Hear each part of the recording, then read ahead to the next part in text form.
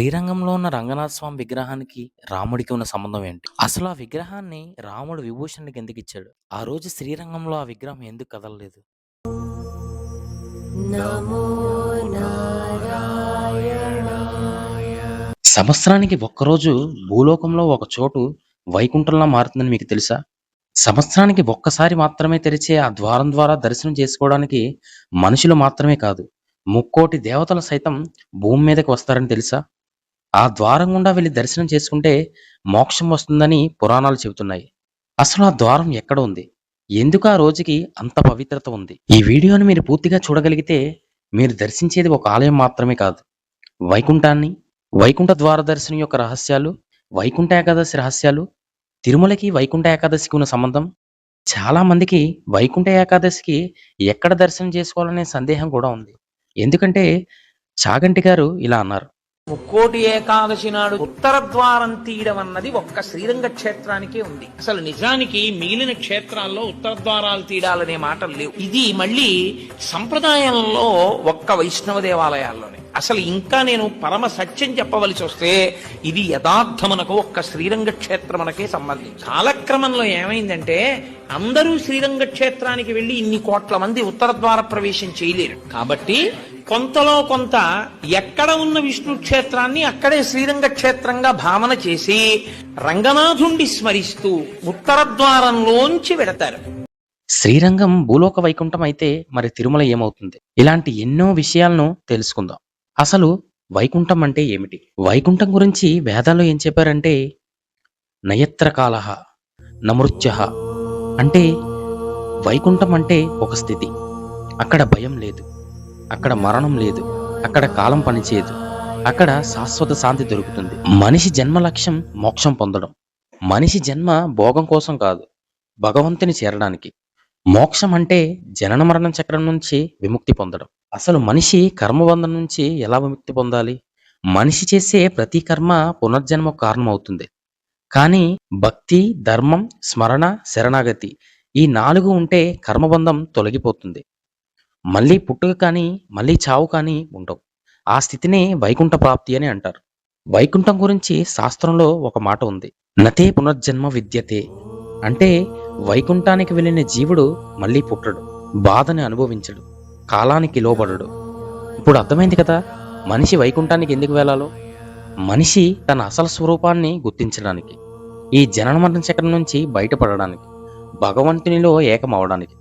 అలాంటి వైకుంఠం సంవత్సరానికి ఒక్కరోజు తిరుమలలో ఒక ద్వారం ద్వారా మనం చేరుకునే అవకాశం ఉంది.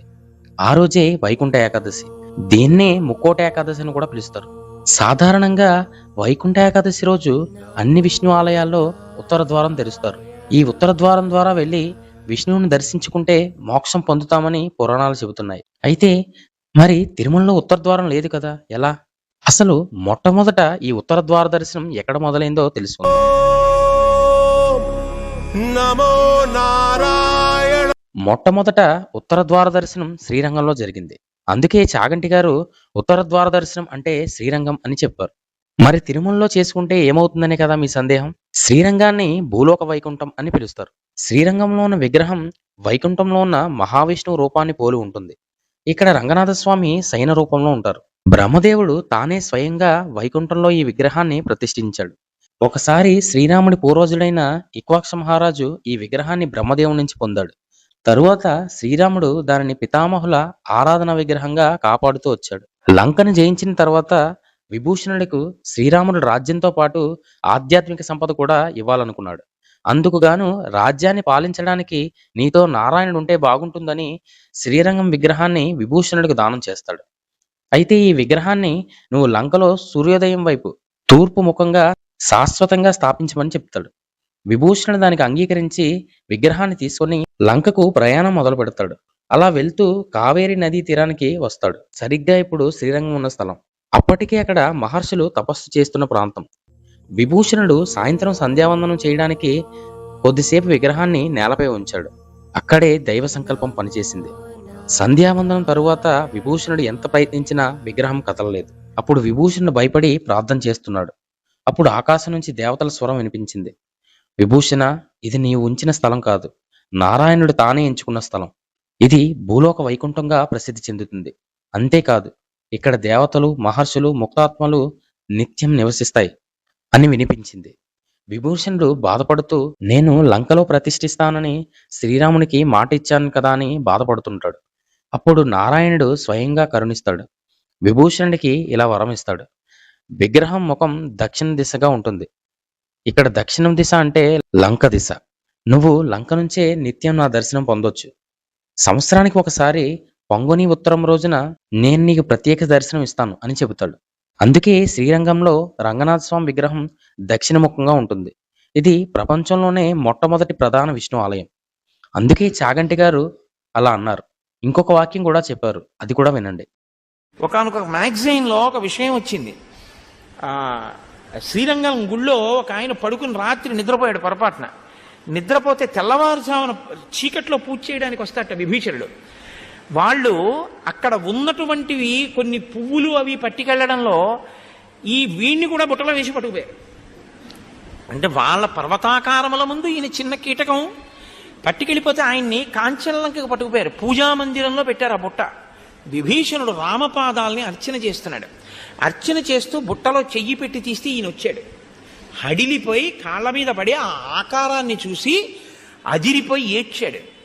పొరపాటున వచ్చావు కాబట్టి నిన్ను విడిచిపెడుతున్నానని మళ్ళీ రాక్షసులకిచ్చి శ్రీరంగంలో దింపేశారని అతను తన అనుభవాన్ని వివరించినటువంటి గాథ పడిందోసారి ఒక మ్యాగజైన్లో. శ్రీరంగం మరి భూలోక వైకుంఠంగా ఎలా మారిందో చూద్దాం. పురాణాల ప్రకారం చూస్తే ఇది వైకుంఠంలో ఉన్న నారాయణుడి రూపం. కాబట్టి ఆయన ఉన్న చోటు వైకుంఠంగా భావించారు. అందుకే దీన్ని భూలోక వైకుంఠంగా పిలిచారు. అసలు వైకుంఠ ఏకాదశి ఎలా వచ్చిందో తెలుసుకుందాం. వైకుంఠ ఏకాదశి అంటే కేవలం పండుగ మాత్రమే కాదు. ఇది మోక్షతత్వం పుట్టినరోజు. ఏకాదశి అంటే 11. అర్థం కాలేదా? 11 జ్ఞానేంద్రియాలు నియంత్రణ పొందిన రోజు. ప్రతి మనిషిలో 11 ఇంద్రియాలు ఉన్నాయి. 5 జ్ఞానేంద్రియాలు, 5 కర్మేంద్రియాలు, మనస్సు, మొత్తం 11. ఈ 11 ఇంద్రియాలపై నియంత్రణ పొందిన రోజే ఏకాదశి. అందుకే ఏకాదశికి ఉపవాసం చేస్తాం. ఉపవాసం కడుపుకి మాత్రమే కాదు, ఇంద్రియాల నియంత్రణ కోసం. అయితే సంవత్సరానికి 24 ఏకాదశులు ఉండగా వైకుంఠ ఏకాదశి మాత్రమే ఎందుకు ప్రత్యేకం? ఎందుకంటే కాలశక్తి, విష్ణు చైతన్యం ఒకే బిందువుగా కలుస్తాయి. శాస్త్రాల ప్రకారం మార్గశీర్ష మాసం అంటే దేవతలకు ఉదయం. ఈ కాలంలో దేవతల చైతన్యం భూమిపైకి దిగుతుంది. అలాగే విష్ణు చైతన్యం ఎక్కువగా ఉంటుంది. మీరు ఉత్తర ద్వారం మీద కానీ లేదా తిరుమల వైకుంఠ ద్వారం మీద కానీ చూస్తే కనుక 2 అసురుల బొమ్మలు ఉంటాయి. ఈ ఈ అసురుల గురించి తెలుసుకుంటే మీకు వైకుంఠ ఏకాదశి ఎందుకో తెలుస్తుంది. సృష్టి మొదలయ్యే ముందు మహావిష్ణువు యోగ నిద్రలో ఉన్నప్పుడు విష్ణువు యొక్క నాభి నుంచి బ్రహ్మదేవుడు పుట్టడం అందరికీ తెలుసు. అలానే మహావిష్ణువు చెవుల యొక్క మలం నుంచి మధు మరియు కైటవుడు అనే అసురులు పుట్టారు. బ్రహ్మదేవుని దగ్గర ఒక వరం పొందుతారు. మధు అంటే మధురమైన మాయ, కైటవుడు అంటే కఠినమైన అహంకారం.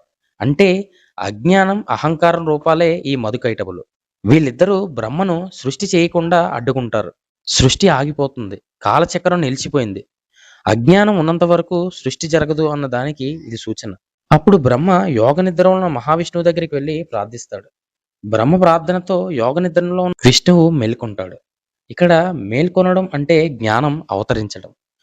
విష్ణువు మధుకైటవులతో యుద్ధం ప్రారంభిస్తాడు.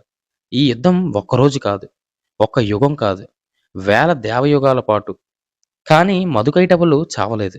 ఎందుకంటే వారు బ్రహ్మ దగ్గర వరం పొందారు. నీరు ఉన్న చోట మేము మరణించమని వాళ్ళు వరం పొందారు. అప్పుడు విష్ణువు మాయ చేస్తాడు. విష్ణువు యుద్ధం ఆపి వారితో మృదువుగా ఇలా అంటాడు, మీరు నిజంగా మహావీరులు. మీ ధైర్యానికి నేను సంతోషించాను. మీకు ఒక వరం ఇస్తాను. మీరు కోరిన చోటే మీ మరణం అని. అహంకారంతో మధుకైటవులు నవ్వారు. నీరు తప్ప ఎక్కడైనా చంపు అని. వెంటనే విష్ణు వారిని తన తొడపైకి ఎత్తి నీరు లేని చోట ఉంచి శిరోఛేదనం చేశాడు. అలా అజ్ఞానం, అహంకారం నశించాయి. అదే మధుకైటవ సంహారం. వారి రక్తం క్షీరసాగరంలో కలిసింది. అది గడ్డ కట్టింది. అదే భూమాతగా మారింది. అంటే అజ్ఞానం చనిపోయినప్పుడే భూమి, సృష్టి పుట్టాయి. మధుకైటవులు చనిపోతే సృష్టికి ద్వారం అయింది. వైకుంఠ ఏకాదశి రోజు జ్ఞానం నశించడానికి ఉపవాసం అంటే 11 ఇంద్రియాలని నియంత్రించడం, అహంకారం నశించడానికి విష్ణు సహస్రనామాన్ని భక్తితో పఠించడం. ఈ 2 చేస్తే మోక్ష ద్వారం తెరుచుకుంటుందని. మధుకైటవులు చనిపోతే సృష్టి ద్వారం ఎలా తెరుచుకుందో మనలో ఉన్న మధుకైటవులు చనిపోతే మోక్షం పొందుతామని ఆ ద్వారం మీద వాళ్ళిద్దరి బొమ్మలు ఉంటాయి. అయితే ఈ ఉత్తర ద్వారాన్ని మొట్టమొదట శ్రీరంగంలో ఓపెన్ చేశారు. ఎందుకంటే ప్రపంచంలోనే మొట్టమొదట ప్రధాన విష్ణు ఆలయం. తరువాత అన్ని విష్ణు ఆలయాల్లో ఈ ఉత్తర ద్వార దర్శనాన్ని ప్రారంభించారు. మరి తిరుమలలో ఉత్తర ద్వారం లేదు కదా! ముక్కోటి ఏకాదశి అంటే శ్రీరంగంలోనే దర్శించుకోవాలని చాగంటి గారు చెప్పారు కదా! ఇక్కడ చాలా మందికి సందేహం. ఈ ప్రపంచంలో అతి కష్టమైనది ఏటో తెలుసా? డబ్బు సంపాదించడం కాదు, బలవంతుడిగా మారడం కాదు. కలియుగంలో భగవంతుని చేరడం. కానీ ఆశ్చర్యం ఏంటంటే కలియుగంలోనే మోక్షం పొందడం సులభమని దేవతలు సైతం చెప్పారు. అలా ఎందుకు చెప్పారో తెలుసుకుందాం. పురాణాల ప్రకారం దేవతలందరూ కలిసి భగవంతుని అడిగారు. ప్రభు, కలియుగంలో మనిషి బలహీనుడు, ఆయుష్ తక్కువ, తపస్సు చేయలేడు, యజ్ఞాలు చేయలేడు. అలాంటి మనిషి మోక్షం ఎలా పొందుతాడని అడిగారు. అప్పుడు మహావిష్ణువు మెల్లగా నవ్వి ఇలా అన్నాడు. సతయుగంలో ఘోర తపస్సు కావాలి. త్రేతాయుగంలో మహాయజ్ఞాలు కావాలి. ద్వాపర యుగంలో కఠిన ఆచారాలు కావాలి. కానీ కలియుగంలో నా నామస్మరణ ఒక్కటి చాలు. అందుకే శాస్త్రం స్పష్టంగా చెప్పింది. కలవు నాస్త్యేవ నాస్త్యేవ నాస్త్యేవ గతిరన్యత. అంటే కలియుగంలో భగవంతుని నామస్మరణ తప్ప ఇంకో మార్గం లేదు. నారద మహర్షి ఇలా ఉపదేశం చేశాడు. ధ్యానం చెయ్యలేని వాడైనా, జ్ఞానం తెలియని వాడైనా, పాపి అయిన వాడైనా నిజమైన మనస్సుతో నారాయణ అని పిలిస్తే చాలు, మహావిష్ణువు తప్పకుండా స్పందిస్తాడు. అదే కలియుగ రహస్యం. ఇతర యుగాలతో పోలిస్తే కలియుగంలో పాపం ఎక్కువ, కానీ కరుణ కూడా ఎక్కువ. అందుకే దేవతలు ఆశ్చర్యపడ్డారు. ఇంత సులభంగా మోక్షమా అని. అప్పుడు విష్ణుమూర్తి ఇలా అన్నాడు. అవును, ఎందుకంటే కలియుగంలో మనిషి బాధ ఎక్కువ అనుభవిస్తాడు. అందుకే భూమిపై నేను స్వయంగా ఉంటాను. భక్తులను కాపాడుతానని తిరుమలలో స్వయంగా వెలిశాడు. అందుకే అంటారు కలవు వెంకట నాయకః. కలియుగంలో వెంకటేశ్వరుడే శరణ్యం. కలియుగంలో మోక్షం పొందాలంటే పర్వతాలు ఎక్కాల్సిన అవసరం లేదు. సంసారం వదలాల్సిన అవసరం లేదు. ఒక్క నిజమైన పిలుపు చాలు. ఓం నమో నారాయణాయ. గోవింద గోవింద. శ్రీరంగంలో వైకుంఠంలో పూజించిన విగ్రహం భూమి మీద ఉన్నంత మాత్రం చేత భూలోక వైకుంఠంగా అయితే, తిరుమలలో సాక్షాత్తు మహావిష్ణువే స్వయంగా వెంకటేశ్వరునిగా తిరుమలలో వెలిశారు. అంతేకాదు, ఆ 7 కొండలు ఏవైతే ఉన్నాయో అవి వైకుంఠంలోని కొండలు. అందుకే ప్రపంచంలో ఏ ఆలయానికి వెళ్ళినా రాని మరియు పొందని అనుభూతి కేవలం తిరుమలలో మాత్రమే దక్కుతుంది. అంతేకాదు, తిరుమలకు వెళ్ళిన వాళ్ళకి మనసు చాలా ప్రశాంతంగా ఉంటుంది. ఎంతటి కష్టంతో ఉన్నవారైనా సుఖంగా ఉంటారు. తిరుమల సాధారణ ఆలయం కాదు. కలియుగంలో భూమి మీద వెలిసిన కలియుగ భూలోక వైకుంఠం. 7 కొండలు 7 లోకాలకు సంకేతం.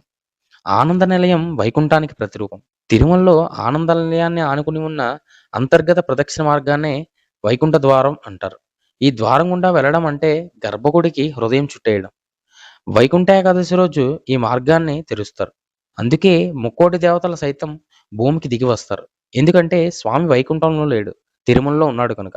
ఈ వైకుంఠ ప్రదక్షిణ మార్గాన్ని వైకుంఠ ద్వార దర్శనం అని పిలుస్తారు. దేవతలే దర్శనం కోసం వస్తే భక్తుడు ఎంత అదృష్టవంతుడు. దేవతలు కోరుకుంటారు, భక్తుని మాత్రం స్వామి పిలుస్తాడు. మనం సాధారణంగా దర్శనానికి వెళ్ళినప్పుడు జయ విజయాల దగ్గర నుంచి దర్శనం చేసుకుని బయటికి వస్తాం. బయటికి వచ్చిన తర్వాత దక్షిణ వైపు నుంచి ఒక ప్రవేశం ఉంటుంది. అదే వైకుంఠ ద్వారం. ఈ ద్వారం లోనికి వెళితే గర్భగుడిని చుట్టుకుంటూ ప్రదక్షిణం చేసి ఉత్తరం వైపు నుంచి హుండీ దగ్గరకు బయటకు వస్తాం. మనం ఇంతకు ముందు చెప్పుకున్న మధుకైటవుల బొమ్మలు ఈ ద్వారం మీదే ఉంటాయి చూడండి. వైకుంఠ ఏకాదశి రోజు మొత్తం తిరుమల వైకుంఠంగా మారుతుంది. ఆ సమయంలో దర్శనం చేస్తే జన్మజన్మల పాపాలు, కర్మబంధాల నుంచి విముక్తి, మోక్ష మార్గం కూడా దొరుకుతాయి. కానీ కొన్ని నియమాలు పాటించాలి. నిజానికి తిరుమలలో వైకుంఠ ద్వార దర్శనం శ్రీరంగంతో పోలిస్తే ఎక్కువ. ఎందుకంటే సాక్షాత్ శ్రీనివాసుడే ఇక్కడ ఉన్నాడు. అసలు వైకుంఠ ఫలం ఎవరికి లభిస్తుందో తెలుసుకుందాం. నీ కరుణ నాకు చాలు అనుకునేవారికి, అహంకారం లేనివాడికి, నిశ్చల మనసు కలవాడికి, దుఃఖంలో కూడా భక్తి విడవని వాడికి వైకుంఠ ద్వారం గుండా వెళ్ళడం ముఖ్యం కాదు. వైకుంఠ ద్వారం ద్వారా వెళ్ళడం ముఖ్యం కాదు. నీ హృదయం గుండా నారాయణ లోపలికి వెళ్ళడం ముఖ్యం. వైకుంఠ ఫలం తక్కువ లభించే స్థితిలో ద్వారం గుండా వెళ్ళాను కాబట్టి మోక్షం వచ్చేసిందనే అహంకారం ఉన్న వాళ్ళకి, ఇతరులతో మాట్లాడే వారికి, కేవలం క్యూలో నడిచామన్న భావనలో ఉన్న వాళ్ళకి, ఇది కేవలం ఒక లక్కీ డిప్ అనుకునే వాళ్ళకి, వీళ్ళలో పుణ్యం వస్తుంది కానీ వైకుంఠ ఫలం రాదు. వైకుంఠ ఫలం రావాలంటే వైకుంఠ ఏకాదశి రోజు ఉపవాసం చేయాలి. విష్ణు సహస్రనామాన్ని చదవాలి. లేదా ఓం నమో నారాయణాయ అని 108 సార్లు చదవాలి. తర్వాత రోజు ద్వాదశి పారాయణం చేయాలి. ఏకాదశి వ్రతం ఎందుకు చేయిస్తారో తెలుసా అండి? ఉపవాసం, అన్నం తినకూడదు. అన్నం తినకపోవడం కాదు, అన్నాన్ని పచనం చెయ్యడానికి కావలసిన సంభారములను స్పృశించి పచన ప్రయత్నమునందు నిమగ్నము కాకూడదు. అంటే ఏకాదశి నాడు ఉపవాసం ఉండి ద్వాదశి నాడు కాకరకాయ పులుసు పెట్టి వండుకుందామా, వేపుడు చేసుకుందామా అని ఆలోచించకూడదు. ద్వాదశి పాలన కోసం ఏకాదశి నాడు కాయగూరలు తరుక్కోకూడదు. ద్వాదశి నాటికి పనికొస్తుందని ఇవాళ పప్పు నానపోయకూడదు. అంటే అసలు మీ శరీరమును పోషించుకోవడానికి కావలసిన ఏ పనిని ఏకాదశి నాడు చేయకూడదు. మరి ఇంక ఏకాదశి నాడు ఏం చేయాలి? అసలు చాలా నిష్కర్షగా మాట్లాడితే నిర్జలోపవాసం, ముక్కోటి ఏకాదశి. నీటిని త్రాగకూడదు, ఉమ్ము మింగకూడదు. ఈ నిర్జలోపవాసం ఎందుకు చేయిస్తారో తెలుసా అండి? మనుష్యులలో 199 మంది తెలిసే వెళ్ళిపోతారు. అకస్మాత్తుగా అనాయాసంగా వెళ్ళడం మహాదృష్టవంతులకి తప్ప జరగదు. సాధారణంగా 199 మంది వెళ్ళే మార్గం ఏమిటంటే రెండిటిని ఎండగట్టి పంపుతారు. ఒకటి నీరివ్వరు, 2 అన్నం పెట్టరు. ఎందుకని అంటారేమో, ప్రతి పక్షంలోనూ ఒకసారి రిహార్సల్ వేస్తాడు, వెళ్ళిపోయేటటువంటి పద్ధతిని ఊహ చేస్తాడు. ఏమీ తినడం, ఏమీ తాగడం, ఈశ్వరుణ్ణే స్మరిస్తూ ఉంటాడు. ఇప్పుడు ఇది క్లేశపడిపోతూ ఉంటుంది. మనసుని మాత్రం ఈశ్వరుని ఎందే పెట్టుంచుతాడు. ఇది బాగా అలవాటైపోయింది. ఆ రోజు వచ్చేసింది. తినకూడదు, తాగకూడదు, ఈశ్వరుడి మీద మనసు పెట్టాలి. అభ్యాసం కూసు విద్య కదూ, నిలబెట్టేస్తాడు. నిలబెట్టేస్తే ఏమయ్యాడు? ఆఖరి ఊపిరిలో కూడా ఆయన పేరు చెప్తూ వెళ్ళిపోతాడు. మరి డాక్టర్లు ఉన్నారు కదండి మీరు అనొచ్చు, 1,000,000 మంది వైద్యులు కూడి వచ్చినా కానీ మరణమయ్యేది వ్యాధి మాన్పలేరు. చచ్చిపోయే వాళ్ళందరూ డాక్టర్లు లేక చచ్చిపోయారు అనుకోకండి. ఈశ్వరుడు ఆయుర్దాయం ఇవ్వాలనుకుంటే డాక్టర్ రూపంలో అనుగ్రహించగలడు అంతే. ఈశ్వరుడు ఇచ్చినవాడు. కాబట్టి ఏకాదశి వ్రతానికి ఉన్న ప్రధాన ప్రయోజనమేమి? అది మృత్యువుని వచ్చినప్పుడు ఎలా ఉంటుందో తత్సంబంధమైనటువంటి తర్ఫీదు మనసుకు ఇచ్చుట. అందుకే ఏ వ్రతానికి చెప్పండి ఏకాదశి వ్రతం చాపి త్రయం అత్యంత దుర్లభం అని ఎందుకంటారో తెలుసా అండి? అసలు నువ్వు అలా ఊహ చేస్తూ కూర్చుని సిద్ధంగా ఉండడం పావుగంట చెయ్యలేవు. ఓ వారం ఓ పక్షంలో చేసి అయ్యి బాబోయ్ అలా మళ్ళీ ఏకాదశి వచ్చేస్తే మళ్ళీ అలా ఊహిస్తూ అలా ఉండాలంటే భయంగా ఉందండి, ముక్కోటి ఏకాదశి చేసేస్తానండి అంటే. కాబట్టి ఈశ్వరుడు అంటాడు, పోన్లే ఏడాదంతా చేయలేవా, బెంగెట్టుకోకు, ఏడాదంతటికి బదులుగా ముక్కోటి ఏకాదశి చేస్తావా, అప్పుడు నేను ఎన్ని ఫలితాలు ఇవ్వాలి నీకు? 23 ఏకాదశుల ఫలితం ఇవ్వాలి. అథవా ఈ ఏకాదశితో కలిపి 24 ఏకాదశుల ఫలితం ఇవ్వాలి. కానీ నేను ఒకటి ఎక్కువ అడుగుతాను, దానికి తగినంత నీకు ఇస్తాను. నేను అడిగిన ఎక్కువ చెయ్యాలి, నువ్వు అడిగిన దానికన్నా కొన్ని కోటి రెట్లు ఇస్తా. 3 కోట్ల ఏకాదశుల ఫలితం ఇస్తా. కానీ మామూలు ఏకాదశుల కన్నా విరుద్ధంగా నువ్వు దీన్ని చెయ్యి.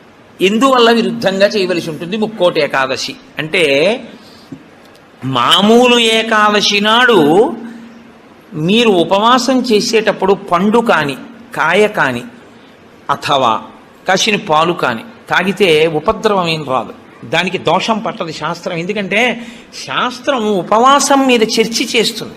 ఉపనిషత్తుల్లో ఆ విషయం ఉంది, వేదంలో ఆ విషయం ఉంది. ఎప్పుడెప్పుడు ఉపవాసం ఎలా చెయ్యాలి అన్నది ఉంది. ఆదివారం నాడు కానీ, పౌర్ణమి నాడు కానీ, అమావాస్య నాడు కానీ రాత్రి ఉపవాసం మాత్రమే చెయ్యాలి. పగటిపూట ఉపవాసం చేయకూడదు. ఆదివారం నాడు రాత్రి ఏమీ తినకూడదు. పౌర్ణమి నాడు రాత్రి ఏమీ తినకూడదు. అమావాస్య నాడు రాత్రి ఏమీ తినకూడదు. ఆ ఉపవాస నియమం అక్కడ వరకే. పగటిపూట మీరు భోజనం చేసినా పలహారం చేసినా శాస్త్రం అడ్డురాదు. సాధారణంగా శాస్త్రం ఏం చెప్తుందంటే 2 పర్యాయములు తీసుకోమని చెప్తుంది. 2 పర్యాయములు తీసుకోవచ్చు. కానీ ఇక రాత్రి వేళ తినకూడదు. అష్టమి తిథి, చతుర్దశి తిథి, ఈ 2 తిథుల్లో పగటి వేళ తినకూడదు, రాత్రి వేళ తినాలి. పగటి వేళ ఏమీ తినకుండా ఊరుకుని నక్షత్ర దర్శనం అయిన తర్వాత మాత్రం భోజనం చేయొచ్చు. అది ఒక్క అష్టమి చతుర్దశి తిథులకు. కాబట్టి ఈ తిథులలో ఉపవాసాలకి, వారములలో ఆదివారం ఉపవాసాలకి, ఎందుకంటే వారాలు అన్ని యుగాల్లో లేవు, కలియుగంలోనే వారాలు. మీరు రామాయణాన్ని చూస్తే రామాయణంలో వారాలు ఉండవు. కాబట్టి వార నియమం ఎవరికి వచ్చిందంటే ఒక్క కలియుగంలోనే వచ్చింది. కలియుగంలో ఆదివారమే ఉపవాసం ఎందుకు పెట్టారో తెలుసా అండి? ఆరోగ్యం భాస్కరాది చేత్. ఆరోగ్యము సూర్య భగవానుడి యొక్క అనుగ్రహంతో నిలబడుతుంది. సూర్య భగవానుడు అధిదేవతగా కలిగినటువంటి రోజు, ఆయన యొక్క తేజస్సు ఎక్కువగా పరిపుష్టమయ్యే రోజు భానువారము, ఆదివారం. అటువంటి సూర్య భగవానుని యొక్క అనుగ్రహం కలగాలి అంటే ఆదివారం నాడు ఉపవసించాలి. ఉపవసించుట అన్న మాటని మీరు ఎప్పుడు రెండు కోణాల్లో అర్థం చేసుకోవాలి. రెండు కోణాల్లో అర్థం చేసుకోవడం అంటే, కడుపు ఖాళీ అయిన తరువాత మళ్ళీ వేయకుండుట. శరీరానికి ఆరోగ్యం ఎప్పుడూ డాక్టర్ దగ్గరికి వెళ్లకుండా ఉండడానికి 3 ఉన్నవాడు వెళ్ళడు అని ఆయుర్వేదం చెప్తుంది. ఎవరు వెళ్ళడు అంటే, కడుపులో వేసిన పదార్థమంతా ఖాళీ అయ్యే వరకు మళ్ళీ వెయ్యనివాడు. కడుపులో పదార్థం వేశారనుకోండి, అది పూర్తిగా పచనం అయిపోయి కడుపు ఖాళీ అయింది, అప్పటి వరకు వేయడు మళ్ళీ. అలా వెయ్యని వాడెవడో వాడు వైద్య దర్శనం చెయ్యడు. ఎడం పక్కకి తిరిగి ఎడమ చేతిని తల కింద పెట్టుకుని గుండెలు పరుపుకో బొంతకో తగిలేట్టుగా పడుకున్నవాడు వైద్యుణ్ణి చూడడు.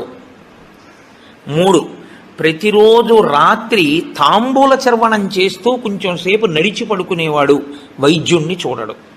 ఈ 3 పూర్ణారోగ్యానికి ఆయుర్వేద శాస్త్రం విధించినటువంటి నియమాలు. ప్రయత్నం లేకుండా ఎప్పుడూ తిరుగుతూ మీ ప్రయత్నం లేకుండా ఆగిపోయేటటువంటి స్పందనలు శరీరంలో ఈశ్వరాధీనములై కొన్ని ఉంటాయి. వాటిని మీరు అసలు ఆపలేరు. ఊపిరితిత్తి, గుండె ఇలాంటివి మీరు ఆపు అని అడగను లేరు. నువ్వు విశ్రాంతి తీసుకోన్నా ఆగవు. ప్రయత్నపూర్వకంగా మిగిలిన వాటి ఆరోగ్యం కోసం ఒక దాన్ని ఆపమని చెప్పింది శాస్త్రం. దేన్ని ఆపాలి అంటే, కడుపులో ఉన్న కండరముల యొక్క కదలికకి విశ్రాంతినిమ్మని చెప్పింది. కడుపులో ఉన్న కండరములకు విశ్రాంతిని ఎవరిస్తారో అటువంటి వారి ఆరోగ్యము బాగుంటుంది అని. కడుపులో ఉన్న కండరముల కదలిక ఎప్పుడు ఆగుతుందంటే, దాని లోపల పదార్థమును వేయడం ఆపితే ఆగుతుంది. అందుకని ఏం చేస్తారంటే, ఉపవాసము అన్న పేరుతో లోపల పదార్థం వెయ్యరు. వేయకపోతే ఏమవుతుందంటే కండరములు కదలవు. కండరములు కదలకపోతే కంటికి కడుపుకి దగ్గర సంబంధం. కడుపు నిండకపోతే, కడుపు ఖాళీగా ఉంటే కనురెప్ప పడదు. కనురెప్ప పడకపోతే మీరు ఈశ్వరుడి యందు దృష్టి నిలబెట్టి ఈశ్వరుడి యొక్క ఆరాధన చెయ్యగలరు. కాబట్టి ఉపవాసం అన్న దాంట్లో అన్నం తినకుండా ఉండడం అనేటటువంటిది ప్రధానమైన నియమము. దీనికి మినహాయింపిచ్చి ఎట్టి పరిస్థితుల్లో చెయ్యకూడని వాళ్ళని ఇద్దరిని చెప్పింది శాస్త్రం. 8 ఏళ్లకు ముందున్నవాడు, 80 ఏళ్ళు దాటినవాడు ఉపవాసం చేయరాదు జీవితంలో. ఈ ఇద్దరికీ నిషేధం. 8 ఏళ్ళు కింద ఉన్న వయస్సు, 80 ఏళ్ళు పూర్తయిన వాళ్ళు ఉపవాసం చేస్తే పాపం, వాళ్ళు చేయకూడదు. ఎందుకని అంటే వాళ్ళ శరీరం అంగీకరించదు, అందులోకి పదార్థాన్ని వేయకపోతే ఒప్పుకోదు. 3వ మినహాయింపు ఒకరికి ఇచ్చింది. కడుపులోకి పదార్థం వెయ్యకపోవడమే విషంగా మారిపోయి శరీరాన్ని పడగొట్టగలిగిన వ్యాధి ఏదైనా సంక్రమించి ఉంటే, అంటే ఒక షుగర్ పేషెంట్ అనుకోండి, ఆయన అలా ఉండిపోయాడు అనుకోండి, ఫాస్టింగ్లో పడిపోతుంది, కోమాలోకి వెళ్ళిపోతాడు. అప్పుడు ఆయన పదార్థాన్ని శరీరం నిలబెట్టుకోవడానికి కావలసినంత పదార్థాన్ని లోపలికి పంపినా ఆయన ఉపవాసం చేసిన వాడే. మీరు ఎప్పుడూ ఒకటి గుర్తుపెట్టుకోవాలి, శాస్త్రం ఇప్పుడు మాట్లాడినా చాలా ఉదారంగా మాట్లాడుతుంది. శాస్త్రము కఠినంగా అసలు ఎప్పుడు ప్రవర్తించదు. అలా చెయ్యలేరు మీరు, నిజంగా చాలా కష్టం. కాబట్టి 8 సంవత్సరముల లోపు వాళ్ళు, 80 సంవత్సరములు దాటిన వారు ఉపవాసమును చేయరాదు. ఉపవాసమును చేయరాదు అంటే పదార్థమును విసర్జించి ఉండరాదు. కాబట్టి ఉపవాసము అన్న మాటలో మీ కడుపు కండరములు కదలకుండా విశ్రాంతి ఇచ్చుట అన్నది ప్రధాన ప్రక్రియ. ఇది మీరు చూడండి, ఇవాళ రేపు పెద్ద పెద్ద ప్లాంట్స్కి కూడా షట్ డౌన్ అంటారు, కావాలని ఆప్ చేస్తారు. వాటి లాంగివిటీ పెరుగుతుంది, జీవితకాలం పెరుగుతుందని. అదే అన్వయం ఋషులు శరీరానికి చేశారు. ఇది కూడా ఒక యంత్రాంగం, ఇది ఒక తెప్ప. ఇది ఉంటే నువ్వు పుణ్యం చేస్తావు, ఇది ఉంటే నువ్వు ఇంకొక ధర్మకార్యం చేస్తావు. అసలు ఇదే లేకపోతే ఇంకేం చేస్తావు? ఇక జీవుడు చేసుకోవడానికి ఏం లేదు, ఇది ఉపకరణం. కాబట్టి దీన్ని చాలా జాగ్రత్తగా నిలబెట్టుకోవాలి. నిలబెట్టుకోవాలంటే దీని ఆయుర్దాయం పెంచాలంటే 2 రకాలుగానే పెంచాలి. ఒకటి, ఆవేశపడి ఊపిరి తీయకుండా ఉండాలి, ఎందుకంటే ఊపిరిలలో ఆయుర్దాయం ఉంటుంది కాబట్టి. 2, అదే పనిగా దొరికింది కదా అని తింటూ ఉండకూడదు. కాబట్టి ఉపవాసం చేయాలి. ఈ రెండు ఎవడు చేస్తాడో వాడు దీర్ఘాయుష్మంతుడు అవుతాడు. ఎవడు దీర్ఘాయుష్మంతుడు అవుతాడో వాడు పాపం చేయడానికి దీర్ఘాయుష్మంతుడు కాకూడదు. దేనికి దీర్ఘాయుష్మంతుడు కావాలి అంటే తన జీవుణ్ణి చక్కబెట్టుకోవడానికి దీర్ఘాయుష్మంతుడు కావాలి. అలా చేసేటటువంటి ప్రక్రియలో వచ్చిన అద్భుతమైనటువంటి తిథి ముక్కోటి ఏకాదశి. ఈ ముక్కోటి ఏకాదశి నాడు సర్వేషాం భోజనద్వయం అన్నారు. అది చాలా విచిత్రమైనటువంటి మాట. అసలు ముక్కోటి ఏకాదశి నాడు నువ్వు చెయ్యవలసినది ఏదో తెలుసా? సర్వేషాం భోజనద్వయం. ఈ శ్లోకం చాలా చమత్కారమైనటువంటి శ్లోకము. అందరూ కూడా భోజనద్వయం, 2 మాటలు భోజనం చేయండి. అదేమిటండి, సర్వేషాం భోజనద్వయం అయితే ఉపవాసం ఎక్కడుంది అందులో? మరి ఇప్పటిదాకా మమ్మల్ని పట్టుకు పీకు తినేశావు, శరీరం చెరుక్కర్రన్నావు, దీన్ని నలిపేయాలన్నావు, దీన్ని క్లేశ పెట్టాలన్నావు, ఏకాదశి నాడు పెట్టకండి అన్నావు, ఉపవాసం చెయ్యండి అన్నావు, అలా 23 చేయకపోతే ముక్కోటి ఏకాదశి అయినా చెయ్యన్నావు. ఇన్ని చెప్పిన వాడివి మళ్ళీ ఇప్పుడేమంటున్నావు? ఏకాదశ్యాంతు కర్తవ్యం సర్వేషాం భోజనద్వయం. కర్తవ్యం, తప్పకుండా చెయ్యవలసిన పని. ఏకాదశ్యాంతు, ఏకాదశి నాడు ఏమి? సర్వేషాం, అందరికీ. భోజనద్వయం, 2 మాటలు భోజనం చేయండి. మరి అదేమిటి ఇప్పటిదాకా నేను చెప్పిన ఉపన్యాసం అంతా పోలా ఈ శ్లోకంలో? అది ఎందుకు శ్లోకాన్ని అలా చేస్తారో తెలుసా అండి? పెద్దలు, ఋషులు, మహాత్ములు చాలా అద్భుతమైన ప్రక్రియ చూపిస్తారు. నీకు ఆ అనుమానం బాగా రావాలనే శ్లోకాల రచన చేస్తారు. అప్పుడు నువ్వు సంతోషం ఏంటంటే నీకు కష్టపడకుండా నీకు కన్సెషన్ ఇచ్చేసినట్లు కనపడితే దాన్ని కన్ఫర్మ్ చేసేసుకోవడానికి తాపత్రయపడిపోతుంది. సుఖపెట్టడానికి ఏదైనా ఛాన్స్ ఇచ్చామనుకోండి, అబ్బా ప్రతి ఏకాదశికి నేను 8 ఏళ్లలోపు 80 ఏళ్ళు పైకి ప్రతి ఏకాదశి నాడు నువ్వు షుగర్ వ్యాధిగ్రస్తుడిని అయితే ఎంత బాగుండో అనిపిస్తుంది. ఎందుకంటే ఉపవాసం అక్కర్లేదు, ఏదో ఒకటి పడేయచ్చు లోపల. కానీ ఆ శ్లోకానికి అర్థం ఏంటంటే భోజన అంటే ఓ జనులారా, మీ అందరికీ కూడా భోజనద్వయం అంటే భోజనం 2 మాటలు చేయండి అని కాదు. భో అంటే ఓ జనులారా, ద్వయం 2, ఏకాదశ్యాంతు కర్తవ్యం సర్వేషాం. అందరికీ ఏకాదశి నాడు 2 నియమములు పాటించవలసినదే. ఏమిటో తెలుసా 2 నియమాలు? శుద్ధోపవాస ప్రథమ. శుద్ధోపవాసం, ముక్కోటి ఏకాదశి నాడు ప్రత్యేకించి శుద్ధోపవాసం. ద్వైతులు నిర్జలోపవాసం చేస్తారు. అసలు వాళ్ళు ఏకాదశి నాడు ద్వైత సంప్రదాయంలో ఉన్న వాళ్ళ ఇంటికి మీరు వెళ్ళినా నీళ్ళు ఇవ్వరు. వాళ్ళు ఏకాదశి నాడు సత్యనారాయణ వ్రతం చేసుకోండి అంటే వాడు చేయరు. ఎందుకో తెలుసా అండి? ఈశ్వరుడికి నైవేద్యం పెట్టవలసి వస్తుంది. ఈశ్వరుడికి నైవేద్యం పెట్టద్దు వ్రతం చేస్తే, ఆయనకు కూడా పెట్టరు వాళ్ళు. ఆయనకి పెట్టడం కాదు, మీరు వాళ్ళ ఇంటికి వెడితే మీకు పండోకాయ కూడా చేతిలో పెట్టరు. ఏమనుకోకండి, మీరు ఏకాదశి నాడు వచ్చారు మేము ఇవ్వలేమంటారు. వాళ్ళు ఉమ్ము కూడా గుటక వెయ్యరు, మంచినీళ్ళు కూడా తాగరు. మరి అలా రోహిణీ కార్తెలోనూ అప్పుడు ఎలా ఉంటారండి అని మనకు అనుమానం వస్తుంది. అలాగే ఉంటారు. ఇక్కడ కాదు, రాజస్థాన్ ఎడారిలో ఉంటారు. తెలుసా అండి? వాళ్ళకి ఈశ్వరుడి మీద ఉన్న నమ్మకం అటువంటిది. ఏకాదశి వ్రతం వాళ్ళకంత గట్టిది. ఒకసారి ద్వైత సంప్రదాయంలో చాలా సమున్నతమైన స్థితిని పొందినటువంటి వారు, చాలా లబ్ధ ప్రతిష్ఠులు, నేను పేరు ఎందుకు వాడాలి బాగుండదు, వారి ఇంటికి వెళ్ళాను నేను, మా గోపాలకృష్ణ గారు, మేము.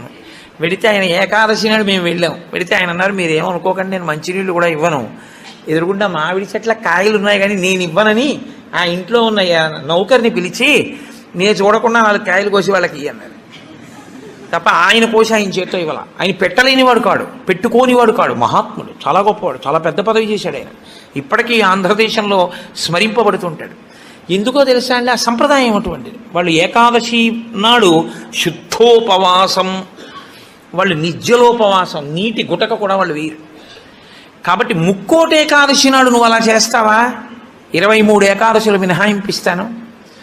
శుద్ధోపవాస ప్రథమ అది చేసేస్తే అయితే ఏదో అలా మొత్తానికి నేను నానా కష్టాలు పడి ఏదో అశుద్ధోపవాసం చేసేస్తానండి, 300 కోట్ల ఏకాదశుల ఫలితం వచ్చేస్తుంది కదా అంటారేమో. సత్కథా శ్రవణం తథాహ. కేవలం తినకుండా కూర్చుంటే ఫలితం ఇవ్వరు. సత్కథాశ్రవణం, మీరు ఏదో భగవత్ సంబంధమైన విషయాన్ని వింటూ ఉండాలి ద్వాదశి ఘడియలు వచ్చే వరకు. ఏకాదశి తిథి పరివ్యాప్తమై ఉన్నంతసేపు తినకుండా ఉండడం ఎంత ప్రధానమో ద్వాదశి ఘడియలు రాగానే తినేయడం అంత ప్రధానం. ధర్మం మారిపోతుంది అంతే. అందుకే అన్ని రోజుల కన్నా చాలా తొందరగా చద్దన్నం వండుకున్నట్టుగా తెల్లవారుజామున లేచి వంట చేసుకుని తినేసేది ఎప్పుడో తెలుసా అండి? ద్వాదశి తినాడు తింటారు. ద్వాదశి పారణ మధ్యాహ్నం చేయకూడదు, ద్వాదశి తిథి ప్రవేశించగానే చెయ్యాలి. అందుకే ఏకాదశి వ్రతం చేసిన వాడికి శ్రీ మహావిష్ణువే అందేశారు. అంబరీషుడికి దొరకలా? అంబరీషోపాఖ్యానం ఏకాదశి వ్రతం కాదు. ద్వాదశి ఘడియలు రాగానే నేను పారణ చెయ్యాలంటే కదా, దుర్వాస మహర్షి రాకపోతే నీళ్లు పుచ్చేసుకో, ఫోన్లేవయా మధ్యాహ్నం ఉండదా, ద్వాదశి సాయంకాలం ఉండదా, ఎప్పుడొస్తే అప్పుడే తింటానని కూర్చున్నాడా? ద్వాదశి ఘడియలు వచ్చేస్తున్నాయి, మరి ఏం చేయను, లేకపోతే భోజనం చేయకపోతే నీళ్లు తాగే అన్నారు. నీళ్లు తాగేస్తే కదా ఆయనకి పాపం వచ్చింది. కాబట్టి ఏకాదశి వ్రతం నాడు ఉపవాసం ఎంత ముఖ్యమో ద్వాదశి తిథి ప్రవేశించగానే, ద్వాదశి ఘడియ తగలగానే అన్నం తినేయడం అంత ముఖ్యం. అన్నం తినేయడం అంత ముఖ్యం అంటే చొక్కా వేసుకుని డైనింగ్ టేబుల్ మీద తినేస్తే ఏకాదశి వ్రతాన్ని కొక్కెత్తుకుపోతుంది. అన్నం ఎలా తినాలో అలాగే తినాలి. పైన చొక్కా బనీను లేకుండా శ్రద్ధాళువు అయి తినాలి. నువ్వు ఏకాదశి ఉపవాసం చేసి ద్వాదశి నాడు ఇంకోళ్ళ ఇంట్లో హస్తోదకం పుచ్చుకున్నావు అనుకో, నీ ఏకాదశి వ్రతం పనికిరాదు. అది ఏ నిత్యము చెరించేటటువంటి వారు అటువంటి వారికి పనికొస్తుంది, లేదా ఏదో మహత్తరమైన ప్రయోజనం కోసం తప్పక బయట ఉండవలసి వస్తే వేరు తప్ప. అసలు ఉపవాసం చేసిన వాడు తనింట తాను తినాలి. ఎందుకో తెలుసా అండి? మరి మీ ఇంట్లో ఈశ్వరుడికి తులసిదళం వేశావా, మీ ఇంట్లో ఈశ్వరుడికి మహానైవేద్యం పెట్టావా? ఆయన ఉపవాసం లేడక్కడ, ఆయనకి ఏది నైవేద్యం ఏది? నేను మా ఇంటికి తాళం వేసేసి ఇక్కడికి వచ్చి నేను ఇక్కడ ఉపవాసం ఏమిటి? నేను ఇక్కడ ఉపవాసం చేశాను, బాగుంది, ద్వాదశి నాడు మహానైవేద్యం ఎవరికి పెట్టను? నా సింహాసనంలో స్వామి ఉన్నారా? నా సింహాసనంలో స్వామికి అర్చన ఉండాలా? ఆయనకి నేను హస్తయోహ అర్ఘ్యం సమర్పయామి, పాదయోహ పాద్యం సమర్పయామి అని మహానైవేద్యం పెట్టానని నేను తినాలి. నేను ఎవరికి పెట్టను? నా భార్య ఏం పచనం చేసింది, ఎక్కడ వండింది? అందుకే పెద్ద పెద్ద నైమిత్తిక తిథులలో అసలు ఇల్లు విడిచిపెట్టి వెళ్ళకూడదు. వెడితే ఏమవుతుందంటే అసలు తను చేయడానికి అవకాశాన్ని కోల్పోతాడు. మరి నువ్వెందుకు వచ్చావు గుంటూరు అనొచ్చు. ఇంతకన్నా గొప్ప విషయం ఏదో చెయ్యవలసిన అవసరం ఒకటి ఉంది. ఈ సంవత్సరం నేను వదిలిపెట్టినా, నేను అలా వెళ్ళడం వల్ల ఒక పెద్ద ప్రయోజనం ఒకటి జరగాలి అని నేను అనుకున్నప్పుడు నేను స్వామికి నమస్కారం చేసి బయలుదేరిపోతానంతే. అప్పుడు అదొక త్యాగం. నేను దాన్ని విడిచిపెట్టేసుకోవడమే త్యాగం అంతే. అందుకే ఏకాదశి వ్రతం అంటే, ఏకాదశి వస్తోంది కదండి నేను బయటికి ఎలా వస్తానని అడగాలి నువ్వు. అంతేగాని ఏకాదశి వస్తుంటే నువ్వు బయటికి వెళ్ళిపోతే వ్రతం ఎలా చేస్తావు? కాబట్టి గుంటూరు వచ్చి ఉపవాసం చేయొచ్చా? చేయకూడదు. కాకినాడలో ఉండి ఉపవాసం చేయాలి. కాబట్టి ముక్కోటి ఏకాదశి చెయ్యడం అంటే శుద్ధోపవాస ప్రథమ, నిర్జలోపవాసమే. అంతకన్నా మరి నేను మినహాయింపులు ఇచ్చి చెప్పడం నా వల్ల కాదు. కానీ శాస్త్రం ఒక్కరి విషయంలో మినహాయింపు ఇచ్చింది. శరీర కష్టం చేసుకుని బ్రతికేవాణ్ణి మాత్రం ఉపవాసం చెయ్యమని నిర్బంధించవద్దు. వాడు పడిపోతాడు స్పృహ తప్పి, నీళ్ళు తాగకపోతే. కానీ అవకాశం ఉన్నవాళ్ళు మాత్రం తప్పకుండా చెయ్యవలసినదే, అంతకన్నా మార్గము లేదు. కాబట్టి శుద్ధోపవాస ప్రథమ, నిర్జలోపవాసమే చెయ్యాలి యథార్థమునకు. మంచినీటి చుక్క కూడా ఇక ఏకాదశి తిథి నాడు పుచ్చుకోకూడదు. ద్వాదశి వచ్చింది ఇక నువ్వు ఉపవాసం ఉండకూడదు. ద్వాదశి తిథి యందు ఉండగా, తిథి యందు పరివ్యాప్తమై ఉండగా నువ్వు ఉపవసించి ఉండకూడదు. మళ్ళీ వ్యతిరేక ఫలితం వస్తుంది. ద్వాదశి తిథి ప్రవేశించేసింది, ఇక నువ్వు పాలన చేసేయాలంతే. ఎలా పాలన చేయాలో తెలుసా అండి? ద్వాదశి తిథి ప్రవేశించేటప్పటికి నువ్వు పరిశేచనం చేసేయాలంతే. ద్వాదశి ఉదయం 6:30కు వచ్చిందనుకోండి, మీరు 6:30 లోపల మీ భార్య గారు మీరు సంధ్యావందనం అనుష్ఠానం పూర్తి చేసే లోపల ఆవిడ మహానైవేద్యం సిద్ధం చేసి తీసుకొచ్చి ఇచ్చేయాలి. మీరు నైవేద్యం పెట్టేసి ఆ రోజు 6:30కి భోజనం చేసేయాలి. మీరు ఇంకో ఏకాదశికి రిహార్సల్ వేస్తే అది వస్తోంది ఇబ్బంది, కాబట్టి ఆ రోజు ఇది రాకుండా చూసుకుందామని మీరు జాగ్రత్త పడతారు. ఓ పని చేస్తున్నారనుకోండి, ముందే ఇలా చేస్తే బాగుంటుంది, ఇలా చేస్తే బాగుంటుందని ప్రణాళిక రచిస్తారే, ప్రణాళికా రచనకు పక్కన ఇంకొక ఏకాదశి జరగాలి. అందుకే ముక్కోటి ఏకాదశి ఒక ఏకాదశి ఎవడు చేయడు, పక్కన ఇంకో ఏకాదశి చేస్తాడు. ఇది ఏదో ఏకాదశి చేశారనుకోండి, ఓహో ఏకాదశి చేస్తే ఇదిగో ఇలా ఇలా ఇబ్బందులు ఉంటాయి. నేను మీకు ఒక ఉదాహరణ చెప్తాను. ఏకాదశి రేపు వ్రతం చేద్దాం అనుకుని ముందు రోజు మీరు పుల్లని పదార్థాలు, తీయటి పదార్థాలు బాగా తినేశారనుకోండి, మీరు ఇంక దాహాన్ని ఆపలేరు. దాహము తనంత తాను పొటమరించకుండా ఉండాలి అంటే మీరు శారీరకమైన ఆంతరమైన జాగ్రత్తలు కొన్ని తీసుకోవాలి. ఒకటి, వేడిగా ఉన్న చోటుకి వెళ్ళి మీరు కూర్చోకూడదు, శరీరం పడిపోతుంది, డిహైడ్రేట్ అయిపోదు. కాబట్టి అందుకే పరమేశ్వరుడు కూడా అనుకూలమైనటువంటి కాలంలో ఇచ్చాడు, పుష్యమాసంలో ఇచ్చాడు. నీటిని శరీరం ఎక్కువ డిమాండ్ చేయదు ఈ టైంలో. ఇది ఆయన పట్టుకెళ్ళి రోహిణీ కార్తీలో పెట్టాడు అనుకోండి, అసలు ఉండడు ఆవిడ చేసేవాడు కదండి. అందుకని పట్టుకొచ్చి హేమంత ఋతువులో పెట్టాడు, తనంత తాను పైనుంచి చల్లగా ఉంటుంది. కాబట్టి ఏకాదశి చెయ్యడం అంటే దాని అర్థం ఏమిటో తెలుసా అండి? దానికి 3 రోజులు ముందు నుంచి మీరు పదార్థముల మీద అదుపులోకి వచ్చేయాలి. ఇక ఒక్కసారి అది తింటే మళ్ళీ ప్రయత్నపూర్వకంగా మీరు మంచినీళ్లు తాగాలనుకుంటే తప్ప దాహం వేయకుండా శరీరం నిలబడగలిగినటువంటి రీతిలో ఆహారం ఏది ఉంటుందో అటువంటి ఆహారాన్ని ఎంచి అంత సాత్విక ఆహారంతో నిలబెట్టాలి. ముందు నిలబెడితే ముక్కోటి ఏకాదశి నాడు నీళ్ళు అడగకుండా ఉంటుంది, శక్తి లోపల నిలబడుతుంది. అంతకు ముందు కొన్ని రోజుల పాటు మీలోని శక్తిని క్షయం చేసేయకుండా మీరు ఉండాలి, మీ తేజోక్షయం చేయకూడదు. అంతకన్నా ఇంకో మాట నేను చెప్పను. అలా మీరు నిలబడగలిగితే ముక్కోటి ఏకాదశికి మీరు సిద్ధపడగలుగుతారు. అకస్మాత్తుగా ముక్కోటి ఏకాదశి ఓటీ చేసేస్తానంటే కుదరదు. కాబట్టి అసలు ముక్కోటి ఏకాదశి అన్నదాని యందు ఎంత సత్యమైన వాక్కులు ఉన్నాయో, శరీరమును క్లేశపెట్టడం అనేటటువంటిది శాస్త్రమునందు ప్రతి 11 రోజుల్లో ఒక రోజు తప్పదు. ఏకాదశి అంటే ఆ 11 ఈశ్వరుని యందు నిలబడాలి. 5 జ్ఞానేంద్రియాలు, 5 కర్మేంద్రియాలు, మనస్సు 11 నిలబెట్టాలి. దానికి ఉపవాసం చెయ్యాలి.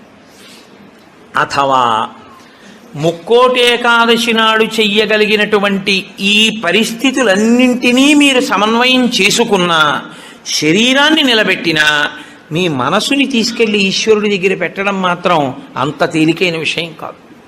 కాబట్టి నేను మిమ్మల్ని అందరినీ నిరుత్సాహపరుస్తున్నాను అని మీరు అనుకోవద్దు. మీరు ఎప్పుడూ ఒక్క విషయం గుర్తుపెట్టుకోండి, మీరు ఏం చేశారు అన్నదాన్ని బట్టి 100% సిలబస్ బట్టి మార్కులు ఈశ్వరుడు వేయడు. మీ ప్రయత్నాన్ని చూసి హర్షించి వేసేస్తాడు ఆయన. అసలు మీరు సంకల్పం ఒకటి చేశారనుకోండి, వచ్చే సంవత్సరం ముక్కోటి ఏకాదశి మనం ఎలా చేసుకుందాం అని ఓ 10 మంది పెద్దలు కూర్చుని వచ్చే ఏడాది మన దేవాలయంలో ముక్కోటి ఏకాదశి చేద్దాం, వచ్చే ఏడాది ముక్కోటి ఏకాదశి చేయడానికి నిజంగా అలా శరీరంలో పదార్థం వెయ్యకపోయినా నిలబడగలిగిన శరీరాలు ఇన్నున్నాయి. ఇందులో ఎంతమంది ఆ దారుఢ్యం ఉన్నవాళ్ళు ఉన్నారు? వాళ్ళని సప్తమి తిథి నుంచే మనం ఎలా సిద్ధం చేద్దాం. వాళ్ళని సిద్ధం చేసి ముక్కోటి ఏకాదశి నాడు ఎంతసేపు ఉండగలిగితే అంతసేపు ఉంటాడు. ఇక తప్పలేదు, 4 నీళ్లు గుటకలు వేయవలసి ఉంటుంది. నన్ను నమ్మండి, మీ ఉపవాసం పాడవాలి. అది పుచ్చుకోకపోతే ఇక శరీరం పడిపోతుంది. ఇప్పుడు ధర్మం ఏమైపోతుందో తెలుసా అండి? ఆమరణ నిరాహార దీక్ష శాస్త్రమునందు అత్యంత మహాపాపము.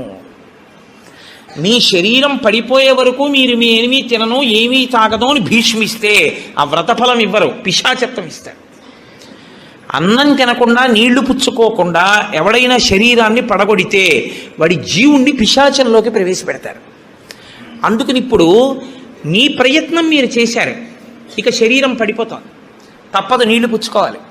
ఇప్పుడు మీరు ఎంత నీరు తాగితే శరీరం నిలబడుతుందో అన్ని నీళ్లు తాగారు, అది ఉపవాసంలో అంతర్భాగం అయిపోతుంది. ఇప్పుడు ఒక్క అరటిపండు లోపల వేయకపోతే శరీరం నిలబడదు. ఓ అరటిపండు లోపల పడేశారు, మీకు ఉపవాసమునకు భంగము రాదు.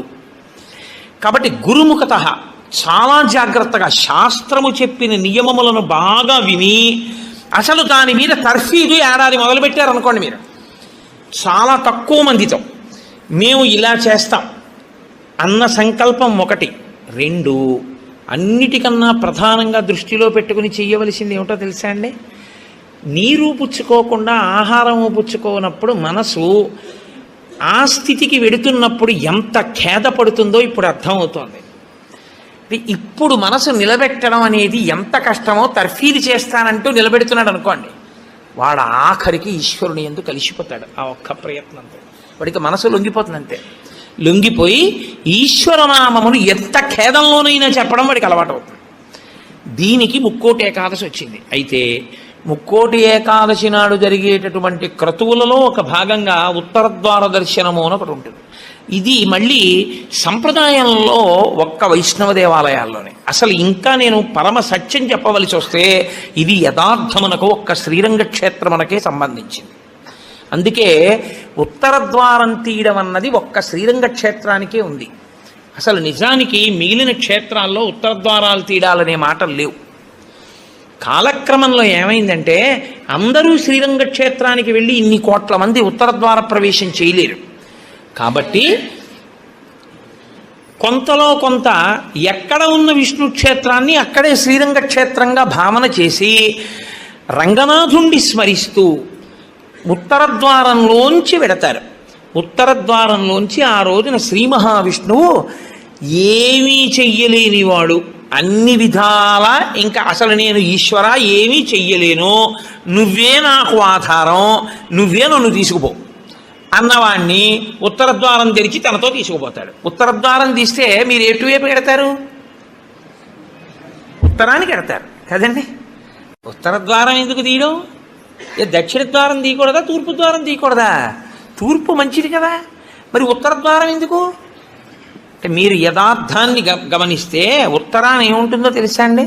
హిమాలయాలు ఉంటాయి, ఉత్తరాన కైలాసం ఉంటుంది, ఉత్తరాన మృత్యుంజయుడు పరమేశ్వరుడు ఉంటాడు. ఉత్తర దిక్కుకి ప్రయాణం చెయ్యడం అంటే దక్షిణ దిక్కుకి ప్రయాణం ఆగిపోవడం. దక్షిణ దిక్కుకి ఏది ఎడుతుందంటే శ్మశానం ఉంటుంది దక్షిణ దిక్కున. ఎన్ని కోట్ల జన్మలెత్తినా ఆఖరికి శరీరం వెళ్ళిపోయేది అక్కడికి. ఎవడు ఈశ్వరుడితో పాటు ఉత్తినే ఉత్తరద్వారంలోంచి వెళ్ళడం కాదు, అసలు నిజంగా ఉత్తరద్వారంలోంచి వెళ్ళడం అంటే ఏమిటో తెలుసా అండి? ఈశ్వరుడి పల్లకి వెళ్ళి పల్లకి వెంట వీళ్ళు వెళ్ళాలి. అసలు శాస్త్రం అది. ఈశ్వరుడికి ఆ రోజున అర్చన చేసి పల్లకి పట్టుకుని పల్లకీని తీసుకెడతారు ఉత్తరద్వారంలోంచి, ఆయనతో వెళ్ళాలి. నువ్వు తినే ఉత్తరద్వారంలోంచి వెళితే నీకేం వస్తుంది? ఆయన వెళ్ళిన ఉత్తరద్వారంలోంచి వెళ్ళాలనుకోవాలి. అథవా అసలు నిజంగా వెళ్ళవలసింది ఏమిటంటే ఈశ్వరుడితో వెళ్ళాలి. కనీసంలో కనీసం నీ బాధ్యత ఏమిటి? ఉత్తరద్వారంలోంచి నువ్వు వెళ్ళాలనుకుంటే ఈశ్వరుడితో వెళ్ళేటప్పుడు ఎలా వెళ్ళాలో నువ్వు అలా వెళ్ళాలి. ఈశ్వరుడితో వెళ్ళేటప్పుడు వెళ్ళేవాడు ఎలా వెళ్ళాలి? వైదికంగా వెళ్ళాలి. పైన చొక్కా బనీను ఏమీ లేకుండా ఉత్తరీయాన్ని మాత్రమే కప్పుకొని పంచ గోచీ పోసి కట్టుకోకుండా వెళ్ళకూడదు. గోచీ పోసి కుర్చీళ్ళు పెట్టుకుని వెనక్కి దోపుకోకుండా వెడితే మహాపాపం. వేదం పటలపన్నం చెప్తోంది. కాబట్టి కుర్చీళ్ళు పెట్టి గోచీ పోసి వెనక దోపి అన్నీ విప్పి ఉత్తరీయం వేసుకుని ఎవరి సంప్రదాయానుసారం వారు తిలకధారణ చెయ్యాలి. నీకు ద్వాదశనామములైతే ద్వాదశనామములు, నాకు విభూతి ధారణ ఎలా చెప్తే అలా నేను విభూతి ధారణ నేను చేసి శ్రీరంగనాథుడితో కలిసి ఆయన పల్లకీతో నేను ఉత్తరద్వారంలోంచి మౌనంగా కానీ భగవన్నామని చెప్తూ కానీ ఆయన వెంట వెడితే నా ప్రాణోత్క్రమణం అయినప్పుడు కూడా ఆయన నన్ను అలాగే తీసుకెడతాడు. ఉదారుడై నన్ను నమ్మి, శాస్త్రం నమ్మి నాతో ఓ రోజు వచ్చాడు కాబట్టి ఇప్పుడు అలాగే తీసుకెడతానని ఉత్తరద్వారంలోంచి తీసుకెడతాడు. ఇది ఇక ఏమీ చెయ్యలేను, నాకేమీ చేత కాదన్నవాడైనా కనీసం చెయ్యాలి. ఏమీ చేత కాని వాడన్నా చెయ్యాలి. ఈశ్వరాన్ని నాకు ఏం చేతనైనని నేను అన్నీ చేసేస్తానని ఇది మాత్రం మానేస్తాను అన్నవాడన్నా చెయ్యాలి. అందుకే శివాలయంలో ఎందుకు ఉండదో తెలుసా అండి? ఉత్తరద్వారంలోంచి వెళ్ళేది అక్కడికే కాబట్టి ఇంకా మళ్ళీ శివాలయంలో ఉత్తరద్వారం ఎందుకు? అంత శివకేశవ అభేదంగా ఉంటుంది ముక్కోటేకాదశి యథార్థమునకు. కాబట్టి ముక్కోటేకాదశి తిథి, ఏకాదశి తిథి అంత గొప్పవై ఉంటాయి. అందుకని ఉత్తరద్వార ప్రవేశం చేస్తారు. అటువంటి ముక్కోటేకాదశి తిథి నాడు మీరు భగవత్ సంబంధంగా ఏది చేసినా కూడా దేశకాలాదులను అనుసరించి కోట్ల రెట్లలో ఈశ్వరుడు దాని ఫలితాన్ని ఏర్పాటు చేసేస్తాడు. మీరు రామచంద్రమూర్తిని నించోపెట్టి పంచామృతాలతో అభిషేకం చేశారనుకోండి, 3 కోట్ల పర్యాయములు అభిషేకం చేసిన తరువాత ఆ మూర్తి ఎంత తేజస్సుతో నిలబడుతుందో అంత తేజస్సుతో నిలబడిపోతుంది అక్కడ. ఇప్పుడు ఆ వంశానికి ఆ దేవాలయానికి ఎంత శక్తి వచ్చేసిందో మీరు ఆలోచించండి. మీరు ఒక తులసిదళం పట్టుకొచ్చి శ్రీ మహావిష్ణువుకి ఇచ్చారనుకోండి, మీరు 3 కోట్ల తులసి దళాలు పట్టుకొస్తే ఏ ఫలితమో ఆ ఫలితం ఇస్తారు. 3 కోట్ల ఏకాదశుల్లో 3 కోట్ల తులసి దళాలు పట్టుకొచ్చి ఇచ్చిన ఫలితం. మీరు రేపొక్కసారి శ్రీరామ రామ రామేతి రమే రామే మనోరమే అన్నారనుకోండి, 3 కోట్ల పర్యాయములు విష్ణు సహస్రాన్ని పారాయణ చేసిన ఫలితం వేస్తారు. రేపు అన్ని 3 కోట్ల మీద వేస్తారు. రేపు మీరేమీ చేయలేదనుకోండి, 3 కోట్ల పాపాలు చేసిన ఫలితం వేస్తారు. మరి అంతే కదండి. 100 మంది పరీక్ష కడితే 30 మంది పాస్ అయ్యారని నేనంటే 70 మంది ఏమైనట్టు? ఫెయిల్ అయినట్టేగా. మరి ఏమీ చెయ్యని వాడు ఏమైనట్టు? పాపాన్ని పొందినట్టు కదా 3 కోట్ల పాపాలని. కాబట్టి ఉత్తరద్వార దర్శనము చెయ్యాలి, ఉపవాసము చెయ్యాలి. ఇందులో ఎవరెవరు ఏ మినహాయింపులో కెడతారో మినహాయింపును అనుభవించినా తాను చెయ్యగలిగింది చెయ్యాలి. నేను ఏమీ చెయ్యలేని వాడిని అనడానికి మాత్రం నీకేమీ లేదు. నువ్వు అసలు కదలలేని వాడి అయితే ఇంట్లో కూర్చుని గోవిందనామైనా చెప్పాలి. కాబట్టి రేపొక్క రోజు ఉదయం నుంచి కనీసం రాత్రి నిద్రపోయే వరకు జాగరణ చేయకపోయినా, నిద్రపోయే వరకు భగవన్నామమునందు మాత్రమే నిబద్ధుడయ్యుంటే అంతకన్నా భాగ్యమే ఉంటుంది.